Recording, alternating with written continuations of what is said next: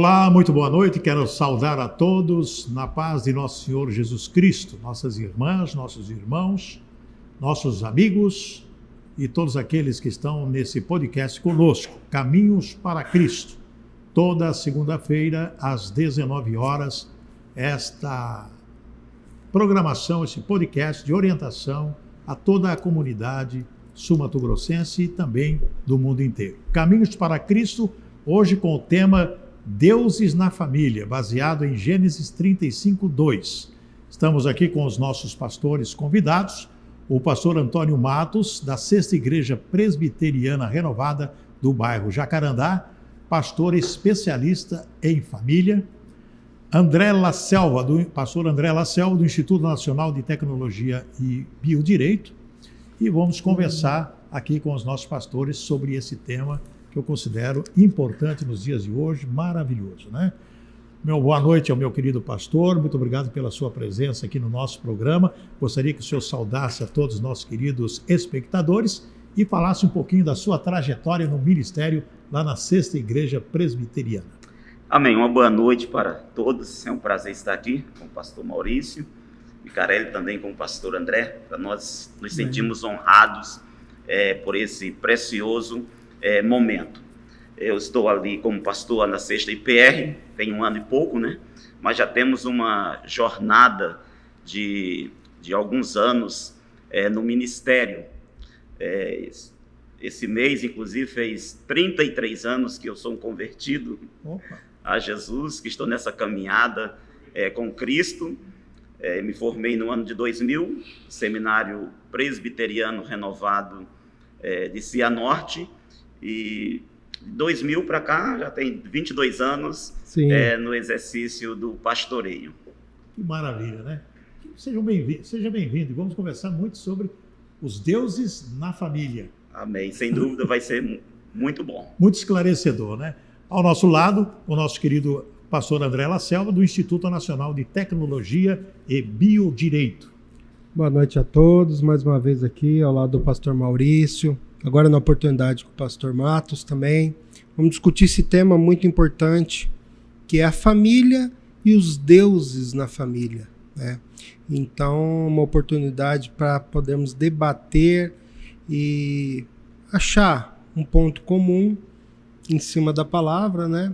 E trazer para os irmãos, para os nossos convidados que estão nos assistindo também, uma clareza, né, dentro do que a palavra nos ensina, referente à educação de filhos, família, pai com filho também, que nós falamos muito, né, da relação, da posição do filho com os pais, mas também dos pais com os filhos.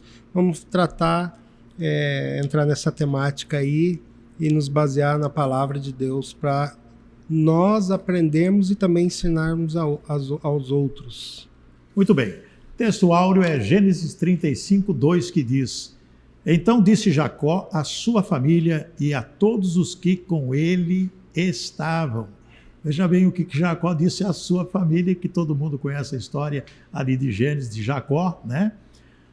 Então disse Jacó à sua família e a todos os que com ele estavam: Tirai os deuses estranhos que há no meio de vós, e purificai-vos e mudai as vossas vestes. Que recado importante para nós nos dias de hoje, porque nós entendemos, e eu costumo dizer sempre, que a família está em perigo. Os deuses do mundo estão inseridos na família. E se a família está em perigo, a sociedade também está em perigo. Então nós vamos falar com o pastor Antônio Matos, que é especialista em tratamento com a família, né, sobre esse assunto. Pastor, como identificar deuses na família? Como que nós podemos identificar, como o pai, a mãe, pode identificar que dentro da família, principalmente da família cristã, existem deuses que estão maculando todo o entendimento e prejudicando o relacionamento da família com Deus? Sem dúvida é um assunto muito importante e antes de responder a própria pergunta, nós precisamos olhar para a família, e hoje se fala muito na questão da família disfuncional, né?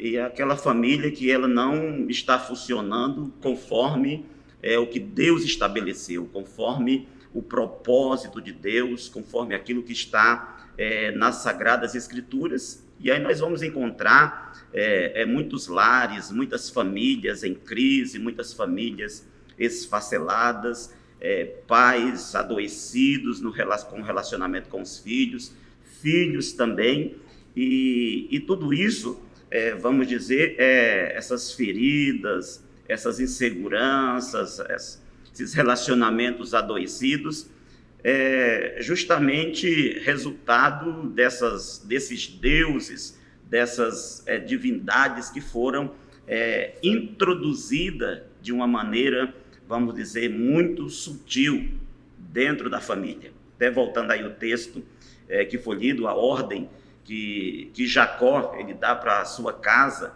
ele vai dar para a sua família, quando eles tirarem, livrem-se dos deuses que estão entre vocês, né? Ou vamos dizer, dos ídolos que estavam presentes ali naquela casa, presentes naquela família.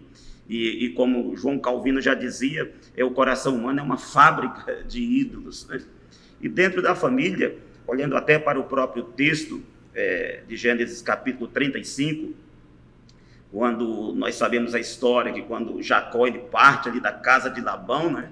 A Raquel ela rouba com algumas imagens chamadas terafins ou ídolos, e esses ídolos eram estatuetas de deuses familiares, que era muito importante naquela época para o herdeiro, conforme a cultura, a prática vigente ali em Harã. Os filhos mais velhos, eles tinham por direito os terafins dos seus pais. Por quê? Porque com ele estava ligada a propriedade, os bens que aquela família possuía. Isso tem uma relação que depois, quando nós lemos lá em Gênesis capítulo 31, versículo 16, a própria Raquel, ou Jacó também vai dizer, porque toda a riqueza que Deus tirou do nosso pai é nossa e de nossos filhos. A Raquel ela está dizendo.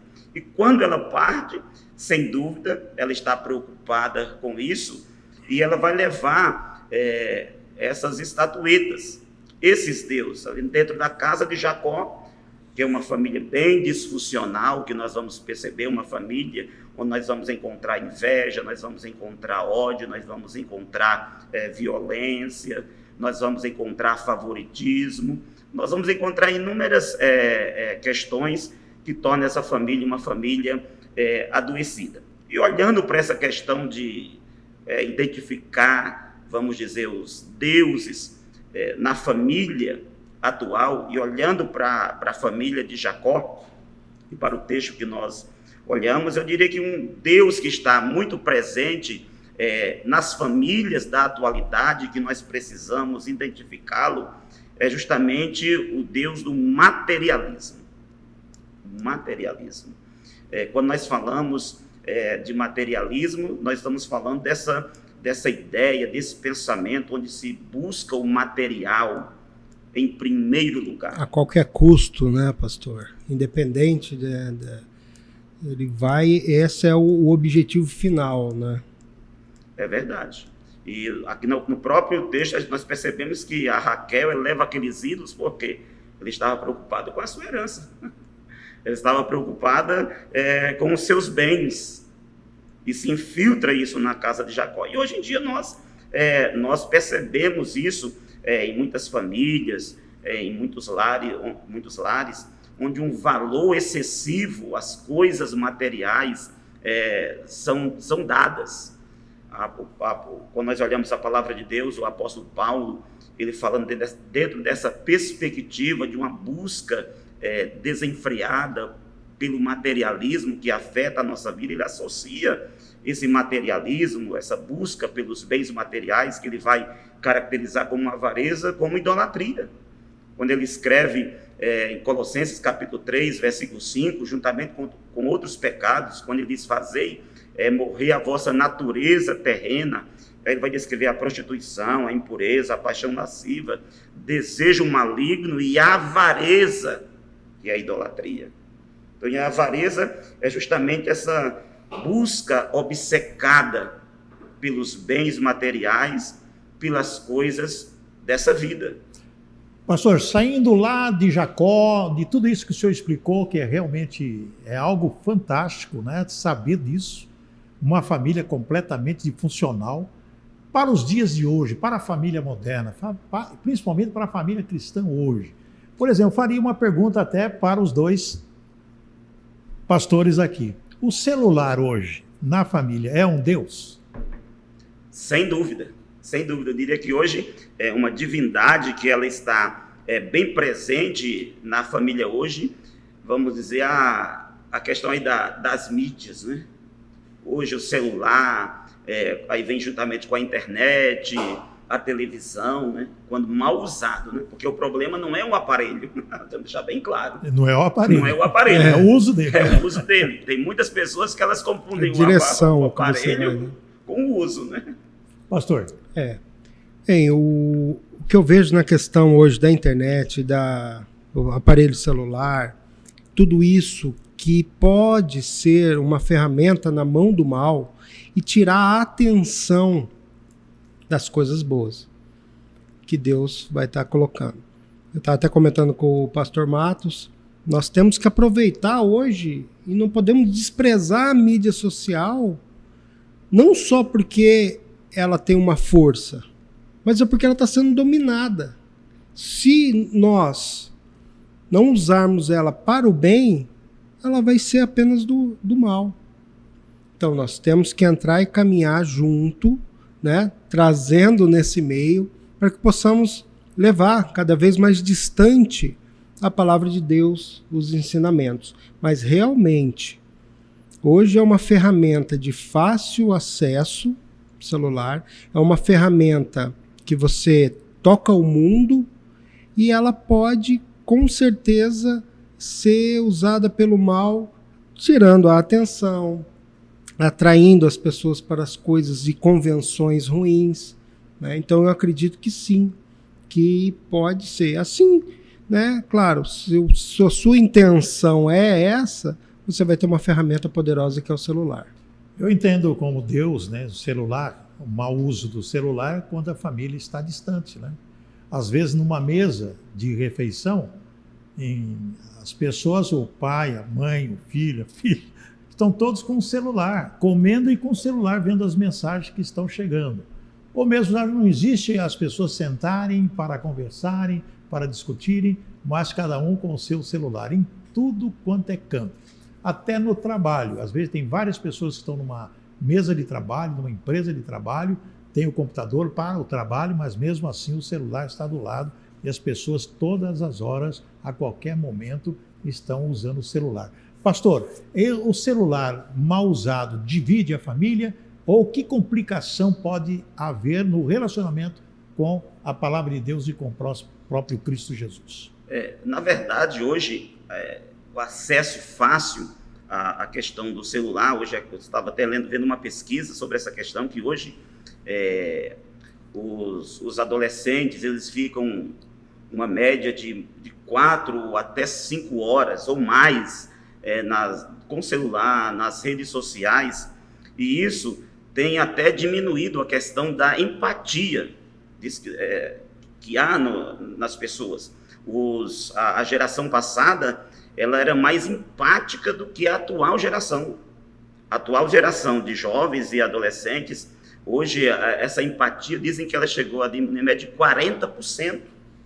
O impacto é grande, né? O impacto é grande. Na questão do celular, o prejuízo que vai trazer para a família, para o jovem, para o adolescente, é o quê? Porque hoje nós sabemos que o celular, sendo usado demasiadamente, o que ele pode provocar? Quais são os perigos que nós podemos encontrar? Primeiro é que destrói os relacionamentos familiares. Esta semana mesmo, eu vi uma notícia que aconteceu, não lembro propriamente o estado, se foi em Minas Gerais, de um pai que ele proibiu o filho, tirou o celular do filho. O pai era um policial, e ali o filho ele ficou revoltado com com essa atitude do pai. O que o filho fez? Ele pegou a arma do pai, ele atirou na mãe, assassinou a mãe, atirou no pai e na irmã. Meu pai do céu. Para a gente ver o perigo que é isso hoje, que está causando hoje. Então nós temos aí uma destruição dos relacionamentos familiares. Tem afastado, roubado a comunicação lá, a comunicação na família. Cada vez mais que esses jovens, que esses adolescentes, até mesmo adultos, eles estão conectados com o mundo inteiro. Ao mesmo tempo, eles entre si, dentro do mesmo teto, eles estão desconectados uns dos outros. Estão distantes, né? Estão assim distantes. Como aproxima, ele distancia daquele que está próximo e aproxima aquele que está longe. E a família é um laço, né? Então, ela tem que ter essa conexão, essa educação em si. Ela tem que achar respostas para esse problema dentro desse laço familiar. Então, isso realmente tem afastado. E nós vemos no nosso dia a dia. Aqui não tem... não é difícil de se ver. Muitas vezes você tem que repreender o filho por uma questão de ficar muito tempo. Lá em casa é assim, se eu não cuido, meu filho fica muito tempo em celular, ou é um jogo. Hoje, até os jogos de videogame são em rede. Então isso também é uma coisa que eu tenho observado. Eu até estava conversando com a minha cunhada, que tem o meu sobrinho mesmo. É um cuidado que nós temos que ter. Que às vezes ele está falando com uma pessoa ali, não é nenhuma criança. É um adulto que está lá do outro lado. E você... Quais as nossas instruções lá em casa para as nossas crianças, para meus filhos? Não passe seus dados pessoais, não passe o seu endereço, porque você não sabe quem está lá na outra ponta. E, de uma certa forma, você não pode também tolhi-lo, né? Mas é um novo aprendizado para nós, para os pais, para os líderes religiosos, para os educadores da doutrina cristã. É um novo aprendizado. E nós temos que aprender numa velocidade tão rápida quanto o sistema é, porque é uma velocidade imensa. Hoje, você pegar um celular de 5 anos para trás, você vai ficar horrorizado. Você fala, rapaz, eu cheguei a usar esse celular. Hoje o celular ele tem cada vez mais uma inovação. E essa velocidade que nós temos que acompanhar. Muito bem, eu gostaria de perguntar aos pastores o seguinte: pais sem autoridades. Nos dias de hoje nós estamos observando isso, que os pais estão perdendo a autoridade sobre seus filhos. E desde pequenininho, o filho pequenininho já está acostumado a usar celular, a escolher o que bem entende, a desobedecer os pais, a não querer isso ou forçar aquilo que eles querem. Os filhos se tornam futuramente rebeldes quando chegam numa idade de 17 anos, 18 anos, querem já sair fora de casa. Quer dizer, eu conheço muitos pais que estão desesperados porque as filhas já estão querendo morar sozinhas. Ó, pai, aluga um apartamento, compra um apartamento para mim, eu quero ter a minha vida independente, com apenas 17 anos de idade. Isso as moças. Imagine os rapazes que já estão saindo fora de casa, voltando altas horas da madrugada, e os pais não têm mais autoridade no sentido de colocar um basta nisso e orientá-los. Isso, pastor, eu acredito, e já tem informações que está acontecendo, inclusive, entre a igreja, dentro da própria igreja, entre a família cristã. Não, isso é verdade. E quando nós falamos dessa questão de relacionamentos, pais e filhos, sem dúvida que existe uma crise que é bem clara, que é bem evidente nos lares da nossa nação, que acontece também hoje, principalmente dos lares cristãos, e muitos pais que hoje já perderam, né, o controle dos seus filhos. Quando nós olhamos para a Escritura, nós temos as palavras que são bem fortes do apóstolo Paulo em relação a esse relacionamento entre pais e filhos. Quando ele escreve ali para a carta aos Efésios, lá no capítulo 6, ele deixa ali algumas recomendações em relação ao relacionamento entre pai e os filhos e os pais. E ali ele começa dizendo: vós filhos, sede obedientes a vossos pais no Senhor, porque isto é justo. Aí ele honra teu pai e tua mãe, que é o primeiro mandamento com promessa, para que te vá bem e vivas muito tempo sobre a terra. Então nós observamos que essa questão do obedecer, do estar debaixo da autoridade dos pais, é um princípio bíblico das Escrituras. Quando ele é quebrado, sem dúvida que a pessoa que quebra, ela vai sofrer as consequências. Quando Paulo ele escreve esse texto, foi justamente naquela época onde em Roma prevalecia a ideia de que o pai ele era uma autoridade soberana sobre os filhos, que era o pai que casava. O filho era praticamente uma propriedade dentro daquele contexto. E agora Paulo ele vai dizer, não é dessa maneira. Os filhos devem obedecer, os pais também devem cuidar do seu relacionamento com os filhos, e Paulo ele apresenta o princípio que está na lei. Ele apresenta primeiro a natureza como fundamento para o seu ensinamento, né? Que os filhos eles devem honrar a seus pais, que os filhos eles devem obedecer aos seus pais. Inclusive ele vai caracterizar os últimos dias. Uma das características é justamente essa desobediência aos pais. Quando ele escreve em Romanos, no capítulo 1, versículo 29 ao versículo 30, ele descreve isso. Quando ele escreve também a Timóteo, ele vai descrever essa verdade. E quando nós olhamos a palavra de Deus, nós percebemos que essa é uma verdade que precisa ser resgatada hoje. É um princípio que tem que ser, não pode ser negociado. Não pode ser. Então, não pode ser. Porque as famílias, hoje, como já foi dito, muitos filhos, eles perderam o referencial de autoridade dentro do lar, que eu acho que isso é um dos grandes problemas dentro da família. O pai ele já não é mais o sacerdote da sua casa, já não é mais aquele que conduz, que orienta, que dirige aquela família, que dirige aquele lar. E por outros fatores também, muitos acabam olhando para a família, olhando para as circunstâncias que estão em volta e querendo viver a sua própria vida, desprezando as orientações, desprezando os princípios que os pais eles estabeleceram.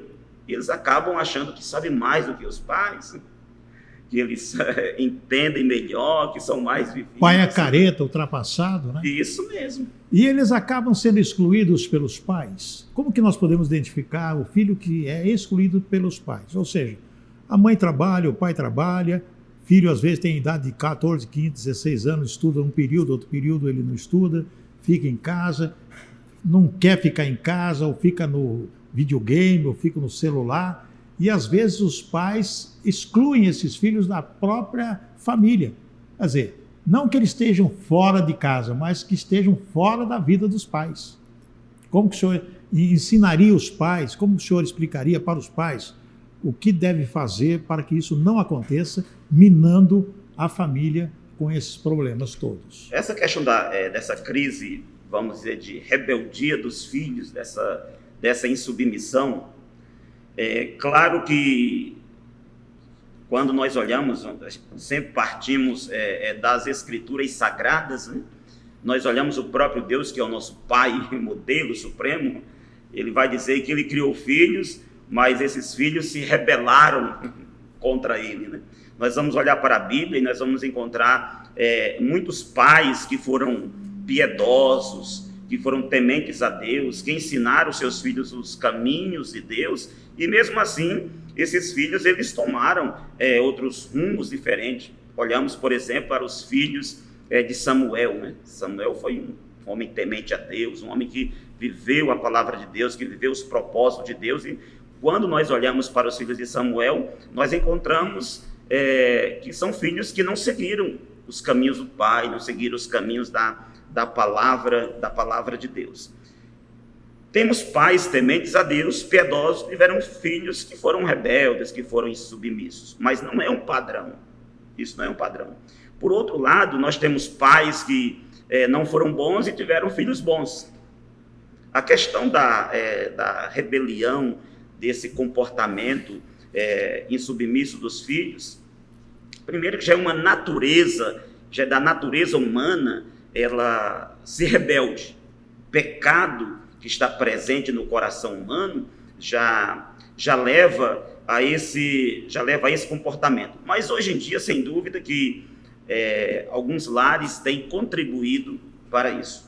Alguns pais têm contribuído para isso. Quando, por exemplo, o pai ele não tem mais tempo com a família, ele delega as funções tanto paternais como maternais para outras pessoas. Já vi caso de... Até para a própria escola, muitas vezes, né, pastor? Ele acha que é a escola que vai educar o seu filho. Não, a escola vai ensinar. Isso. Educar é uma questão da família, né? Há algum tempo atrás eu vi uma história, uma pessoa, ela fez uma entrevista de emprego, e naquela entrevista a pessoa começou a dizer, olha, eu quero que você venha fazer esse serviço aqui. Você vai pegar meu filho pela manhã, você vai levar ele para a escola, quando for tantas horas você vai buscar ele da escola, quando for à tarde você vai levar ele para fazer aula de música, depois fazer o inglês, à noite você vai sair para o shopping com ele, você vai... E começou a contar, e a pessoa perguntou, mas espera aí, eu vou fazer o serviço de pai e de mãe? A pessoa disse, é justamente isso que eu quero. Eu quero que você faça o serviço de pai e o serviço de mãe.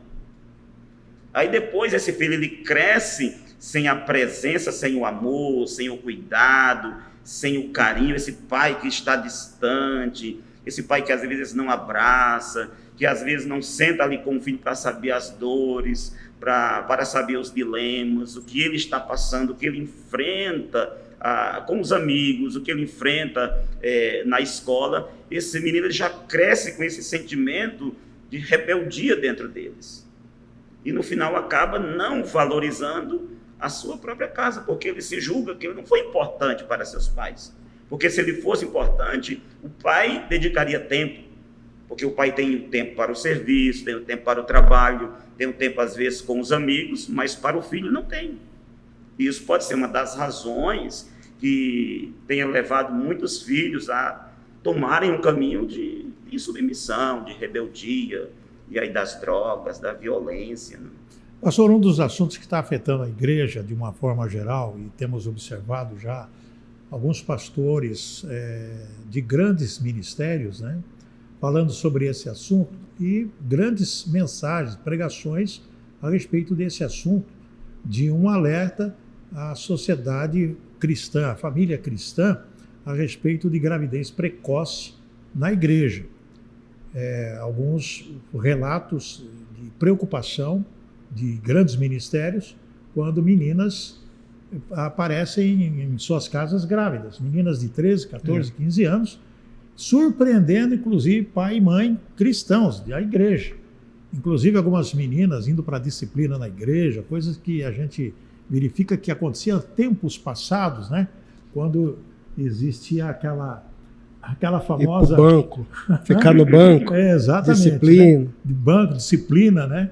E algo que ainda acontece nas igrejas e hoje com mais frequência e que está deixando muitos pastores sem saber o que fazer, porque como que vai interferir na família quando um membro da igreja, às vezes diácono, às vezes liderança da igreja, a filha diz, mãe, olha, eu estou grávida, entendeu? É uma situação terrível, pai. Como que, pastor, que podemos orientar essas famílias a respeito de situações de orientar suas filhas nesse momento, assim, nessa situação que nós estamos vivendo nos dias de hoje? Isso é uma grande verdade. Alguns anos atrás, eu estava fazendo um trabalho de conclusão de curso e eu trabalhei sobre essa questão da família, principalmente sobre a importância da figura paterna. E nessa pesquisa, uma das coisas que eu percebi foi justamente que a ausência do pai provocou o quê? Provocou nos filhos. A maioria daqueles filhos que o pai estava ausente eram filhos que eles tinham uma grande possibilidade de se envolverem com as drogas, eles não iam bem na escola, suas notas não eram boas, as meninas, normalmente, elas engravidavam, tinha esse problema, Por quê? Porque ela não tem, ou ela entrava por esse lado e tinha um relacionamento que acabava ficando grávida, ou trilhava um outro caminho oposto, que ela não queria saber de homem, porque olhava para o pai e via no pai uma figura não desejada, que não era boa. E hoje, sem dúvida, nós vivemos isso dentro do lar. E para que nós venhamos, vamos dizer, trabalhar com isso, eu creio que uma das coisas que primeiro nós temos que orar muito pelos nossos filhos. Orar Sim. por eles. Colocar nas mãos de Deus. Uma outra coisa, nós precisamos amá-los. Nós precisamos amá-los. Quando eu falo amar os filhos, não é você aceitar tudo que é de errado na vida deles. Porque a Bíblia diz que Deus nos ama, mas Ele não aceita o nosso comportamento errado. O amor de Deus é o amor verdadeiro. Então, quando nós vamos tratar nesse sentido, nós precisamos amar, ter cuidado, sentar com os nossos filhos. Se já aconteceu, fazer o quê? É sentar, conversar, mostrar. De repente, às vezes, até temos um comportamento humilde, de reconhecermos que, às vezes, como pai ou como mãe, nós falhamos no processo da formação desse menino, dessa menina. Falhamos em ensinar, em instruir eles nos caminhos do Senhor. Eu creio que são vários fatores que podem nos ajudar. Amar, perdoar, abraçar, estar junto, estar próximo, valorizar, porque se nós não valorizarmos nossos filhos, outras pessoas que não deveriam valorizar vão valorizar eles, vão se importar com eles e vai gerar mais dificuldades ainda na vida deles. Pastor. Quando o pastor fala na questão de amar, né? Amar é exatamente isso, né? Nessa ótica de Deus, né? Tanto que em Provérbios ele vai falar: meu filho, não despreze a disciplina do Senhor, nem se magoe com a sua repreensão, pois o Senhor disciplina quem ama, assim como o pai ao filho de quem deseja o bem. Então, quando nós falamos de amor, nós falamos de disciplina. E disciplina é algo que tem suas regras, que devem ser cumpridas, e que, se não cumpridas, elas vão ter o seu contraponto. Você não cumpriu aquela regra, você vai pagar por aquilo. Não necessariamente que eu quero sofrimento, mas eu sei que se o meu filho, a minha filha, compreender isso desde pequeno, ele vai ter, nas coisas pequenas, ele vai ter uma repreensão, ele vai crescendo, a repreensão conforme esse seu caminho natural, ela vai crescendo. A palavra diz, é filho pequeno, problema pequeno. O filho vai crescendo, os problemas vão se tornando maiores, mas ele tem aquele princípio que é o quê? Você tem que ter a sua disciplina, porque se você não tiver a sua disciplina, você vai pagar pelo erro. Isso é regra do mundo, né? Isso aí não tá só entre nós, o mundo fala, né? E realmente é isso. Eu acho que, primeiro, essa disciplina, colocar Deus no centro dessa família, né?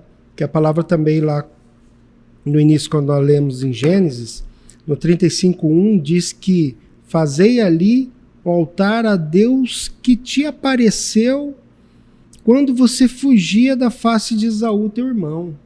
Então, quando nós estamos fugindo de um problema, ou quando nós queremos antecipar um problema, ou quando nós antecipar de ter algum problema, ou quando nós queremos não ter um problema, tem que ser colocado um altar no meio da família chamado Deus. Esse é o antídoto. Ah, mas então quer dizer que eu não vou ter problema, que eu não vou... Você vai ter. Todos nós teremos problemas.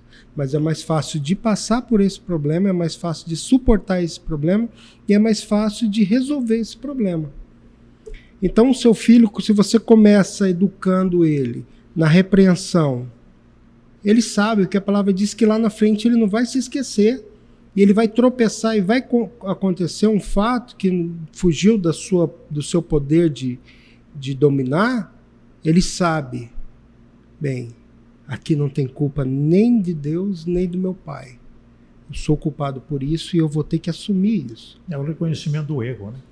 É o reconhecimento do erro. É muito interessante essa questão o próprio Paulo vai dizer, criai-os na disciplina ou na doutrina, né? Tem um livro do Pais em Julgamento, que é do David Wilkerson, e ele conta que ele procurou os pais daqueles criminosos, pessoas viciadas em drogas, delinquentes, pessoas com uma vida totalmente destruídas. E ele foi procurar essas pessoas, esses jovens, justamente para saber o porquê. Por que eles chegaram a esta condição.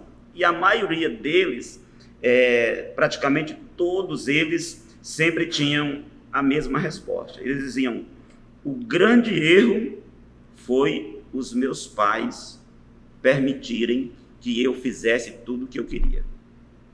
Eles não me disciplinaram. E ele chega assim, minha mãe tivesse me amado mais, proibido mais as coisas, não tivesse me proibido de andar com essas pessoas de mau caráter, talvez eu não tivesse nessa situação. É isso aí. É o que está acontecendo nesse mundo realmente. A varinha da disciplina, antigamente, valia a pena, né, pastor? Pastor, eu lá em casa, eu adoto a varinha da disciplina, independente, na época tinha que não podia palmada. Um dia eu estava no supermercado, meu filho era pequenininho. Aí eu tô procurando, daqui a pouco ele veio, ele tava com não sei o que na mão, um banco, não sei o que. Eu peguei e falei, onde você achou isso aí, meu filho? Não, passou uma senhora por mim e me repreendeu porque eu tava repreendendo meu filho. Falei, minha senhora, do seu filho cuida a senhora, deixa que o meu cuido eu. E sempre foi assim. Por quê? Porque a vida é dessa forma, porque é assim que Deus quer, porque é assim que está na palavra, existe a disciplina. Sim, e nós temos não apenas que exercer a disciplina, mas passar para frente no nosso meio familiar. Muito bem, para encerrar o nosso podcast de hoje, palavra muito bem edificante, né, de orientação, mas para dar um fechamento sobre comunhão não existe mais, ou seja, comunhão entre pais e filhos na hora da refeição. Quando a palavra de Deus em tudo dá graças, né, pastor? Eu acho que principalmente na hora da refeição. Sim. Na minha casa já é praxe, ninguém almoça sem a minha presença e todos de casa na mesa, a não ser algumas exceções de trabalho, alguma coisa assim. Mas na maioria das vezes, 80%, 90%, todos na mesa, oramos, agradecemos a Deus e damos orientações a todos sobre a disciplina familiar através da palavra de Deus. Mas a gente vê no total, comunhão não existe mais. Qual seria o modelo da família cristã hoje em dia? Qual é a orientação para os pais e mães que possivelmente estão nos assistindo e que têm seus filhos pequenos e adolescentes? Voltando, eu tenho 2 filhos, tenho uma com 15 anos, outra vai fazer 17, e nós procuramos ainda primar por esses valores dentro da nossa casa, de sentarmos à mesa, para pelo menos uma refeição. Desligar o celular, deixar o celular fora. Isso, deixar fora. Isso aí, Às vezes tem um momento que todo mundo guarda o celular, tira o celular, agora não é hora do celular. Eles ainda têm uma prática de, mesmo nessa idade, ir à noite lá, bença o pai, bença a mãe. Né? Exato. Isso é bom. E é uma coisa muito importante. Sem dúvida que a família, hoje em dia, precisa restaurar essa comunhão dentro do lar. E essa restauração começa pela mesa. O Salmo 128 já fala da mãe, dos filhos ao redor da mesa, e ali é um ambiente de um lar feliz, de um lar abençoado. Mas para restaurar isso, primeiro, eu acho que a família ela precisa olhar para a sua realidade. Como que está a minha família? Deus tem um padrão, Deus tem um propósito, Deus tem um plano para a família. Deus deseja e Deus quer uma família feliz. Como que a nossa família está em relação àquilo que Deus estabeleceu nas Escrituras? Nós estamos andando conforme diz a palavra? Estamos colocando Deus como prioridade? A família de Jacó, enquanto Deus não era prioridade, enquanto nós tínhamos deuses dentro daquela família, nós temos uma família que é um caos. Nós vamos ver, vai ter outras dificuldades, mas a prioridade é fazer esse exame da nossa casa. Como que ela está? Fazer esse autoexame da nossa família. O que precisa ser arrumado? Será que nós precisamos sentar, ler a Bíblia juntos, orar juntos, estudar a palavra, nos voltarmos, colocar Deus como prioridade dentro dos relacionamentos familiares? Essas outras coisas que, sem dúvida, vêm para roubar esse tempo com Deus, esse relacionamento com Deus, essa vida com Deus, precisa ser deixado em terceiro, em quarto, em quinto plano. A palavra de Deus precisa voltar a ser o centro da família. A adoração a Deus precisa voltar a ser o centro da família. A comunhão dentro do lar, de sentar, de conversar, de cada um contar, saber o que aconteceu na escola, saber com quem está conversando, com quem está andando, saber quem são os amigos dos nossos filhos, Sim. com quem eles estão se relacionando, com quem eles estão conversando, que o professor está falando. Trazer para perto, né? Tê-los perto da gente, mais próximo de nós. Eu creio que é com essa análise, olhando a nossa realidade e vendo os princípios que está nas Escrituras, que Deus estabeleceu para que o lar ele seja bem estabelecido. E ali o Salmo 128 diz que bem-aventurado, feliz é o homem que teme ao Senhor e anda nos seus caminhos. Podemos dizer que feliz é a família que teme a Deus, que coloca Deus como base, como prioridade. Deus é o número um, Deus é honrado dentro daquela casa, Deus é valorizado dentro daquela casa, Deus é prioridade naquela família. Vai ter dificuldades, vai ter problemas, mas é uma família. O próprio Jesus falou do homem que ele edificou sua casa na rocha, né? Na palavra. Aquele que ouviu a palavra e praticou a palavra. Usou como um fundamento da sua vida e da sua família. Né? Da sua família. Veio os ventos, veio a tempestade. Passou, mas ele permaneceu. A casa permanece, porque tem estabilidade, tem fundamento. Então, Deus deve ser esse fundamento. Precisamos pensar nisso e, quem sabe, trazer Deus de volta para o centro da nossa casa. Tirar os deuses que estão impedindo ali o relacionamento familiar, a vida com Deus. E estabelecer o verdadeiro Deus. Isso, verdadeiro Deus. Esse como diz Josué, eu e a minha casa serviremos ao Senhor. Escolhemos servir ao Senhor. Muito bem.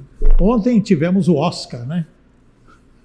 Não sei se você assistiu o Oscar, em passando, não vi o Oscar, não vi nada disso, mas vi as notícias hoje de que o Will Smith, um dos que ganhou o Oscar de melhor ator, deu um tapa no rosto de um comediante que estava lá fazendo algumas brincadeiras e citou a esposa dele numa brincadeira. A esposa dele está sem cabelo, está careca, porque tem uma doença autoimune que faz perder os cabelos, e ela estava careca. E o tal do Chris, um comediante, fez brincadeira com várias pessoas que estão fazendo filmes calvos e citou a mulher do Will Smith, que estava ali na plateia, comparando ela com J.E. Joe, aquela Demi Moore, que raspou a cabeça e tal. Fez uma piada de mau gosto e o Will Smith não gostou.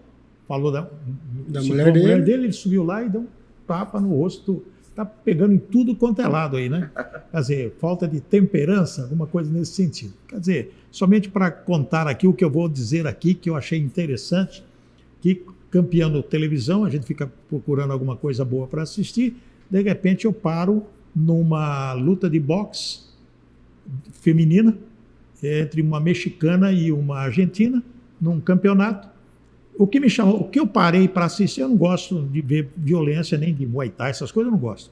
Mas a hora que eu apertei o sinal, num close, estava na roupa da moça, da mexicana, Salmo 8:34.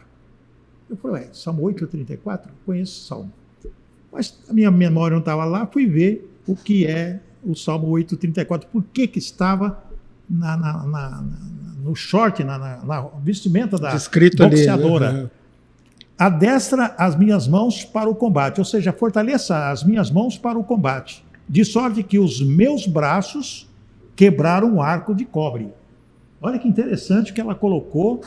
Aí me interessou o porquê que ela colocou isso. Fui ver o histórico, entrei no Google, você procura lá, você acha o nome dela. Uma pessoa evangélica, lutadora de boxe, ganhou todas as lutas, campeã mexicana e temente a Deus. Só que num esporte violento. Bom, eu não vou discutir isso aí, né? Isso aí é problema dela com Deus, né? Mas veja bem, eu quero trazer para a família aqui o que é persistência num combate.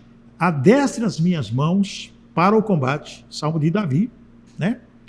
De sorte que os meus braços quebraram um arco de cobre. Quer dizer, ela entra para lutar já confiante na vitória. Aí eu falei, puxa vida, que coisa interessante isso aqui que passa a ser exemplo. Às vezes nós vamos para o trabalho, vamos para as nossas atividades, e nós não nos lembramos de nenhum texto bíblico, de colocar o texto bíblico pelo menos na nossa mente, no nosso coração, falar, eu vou em nome de Jesus, vou vencer todas as batalhas, vou vencer porque eu sou mais que vencedor, etc, etc. Quer dizer, é um exemplo que eu quis compartilhar hoje com os nossos pastores e nossos telespectadores. Pastor, as câmeras aí para o senhor dar a sua bênção às pessoas. Primeiro, um agradecimento do pastor André. Obrigado, pastor André, por estar conosco aqui. Eu que lhe agradeço, pastor. Né? Sempre que... As suas considerações finais, e gostaria que o senhor fizesse uma oração abençoando o nosso público espectador. Amém. Quero dizer, você que talvez esteja passando por uma crise na sua família, problemas com seus filhos, a palavra que eu quero deixar para você é esta: não desista da sua casa, não desista da sua família. Deus tem um projeto, Deus tem um plano e, sem dúvida, Ele vai abençoar o seu lar, Ele vai transformar a sua família. Ele é um Deus que muda as circunstâncias, Ele é um Deus que nos dá força para não desistirmos em momento nenhum. E eu creio no projeto de Deus, no plano de Deus, que você criou filhos para Deus, a sua família é de Deus e, sem dúvida, haverá paz, haverá abundância de bênçãos sobre a sua casa. Quero nesse momento também agradecer por esse momento oportuno, privilégio de estarmos aqui nessa conversa tão agradável e edificante. Amém. Quero orar também agradecendo a Deus por este momento. Pai eterno, no nome de Jesus, nós te louvamos. Sim, e nós rendemos graças ao Senhor, porque sabemos que o Senhor é bom e sabemos que o Senhor tem um interesse especial pela família, porque foi o Senhor que estabeleceu, quem instituiu a família ali no Éden. Deus, o nome de Jesus, mesmo que tenhamos muitas crises nos lares, nas famílias, nós cremos que é o teu projeto que vai prevalecer. E nós oramos por esta família, por esse pai, por essa mãe, que talvez esteja aflito, esteja aflita, desesperado por causa de um filho ou de uma filha. Nós oramos para que o projeto de Deus seja estabelecido nesta família, para que haja salvação, para que este filho, esta filha, retorne para o plano original de Deus. Eu oro para que esta família seja transformada pelo poder da palavra, da presença de Jesus. Eu oro para que a bênção do Senhor seja ela estabelecida nesta casa. Pai, no nome de Jesus, que as mais ricas e preciosas bênçãos do Senhor sejam derramadas sobre todos aqueles que estão nos vendo, Senhor, sobre todos aqueles que irão, Senhor, ainda receber esta palavra. Pai eterno, te damos graças por este momento especial. Abençoamos esse programa para que ele continue, ó Deus, entrando nos lares, nas famílias, e que através desse instrumento muitas vidas sejam alcançadas e sejam transformadas pelo poder do nome de Jesus. Oramos em nome do Senhor Jesus. Amém. Amém.